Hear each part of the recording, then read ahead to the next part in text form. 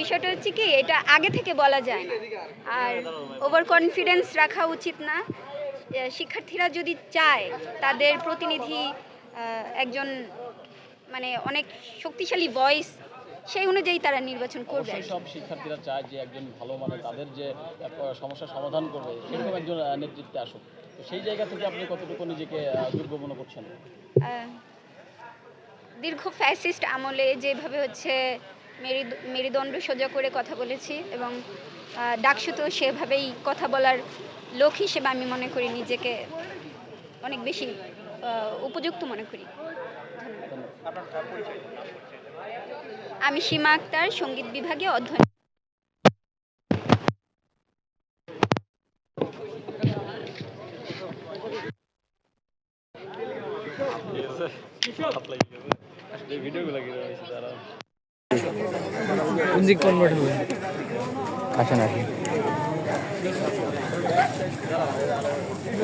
আচ্ছা, আমরা সবাই একসাথে নেই। ছোটবেলা থেকে প্র্যাকটিস করে আসছি। আসি আমরা। এই ছোট ভাই হলো যে মোবাইল ভাই কয়টা লাগাইছো? দুইটা। আমরা সবাই হয় ওইটা ভালো আসে না, ওনার মা বুঝছেন? একটা বিস্কিটের মতো। এটা ভালো আসে না, বুঝছেন? আমার একটু দেখে, আমি হাত দিয়ে ধরবো। না না, তুই একটু দেখো তো ফ্রেমটা ঠিকঠাক তো ভাই। মাঝখানে দাও।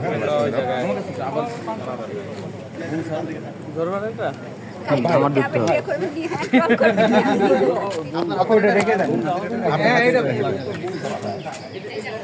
আমার একটা আছে